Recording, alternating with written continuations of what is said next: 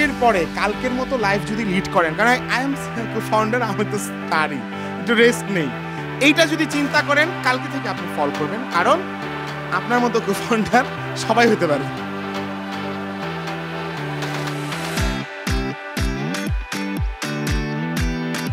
Sometimes exceptional things may hurt you, but if you accept this for this time, that will be the rule or policy for the future organization or entrepreneurs.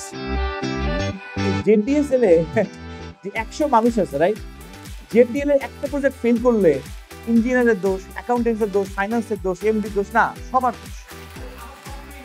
যদি একবারও কেউ কারো দিকে আঙ্গুল তোলেন, that's not ঠিক। আমাদের স্বপ্ন শেষ হওয়া পর্যন্ত সবাই আমাদের সাথে থাকবেন, আমরা কাউকেই হারাতে চাই না। কখনোই নিজেদেরকে নিয়ে ইনসিকিউরিটিতে ভুগবো না।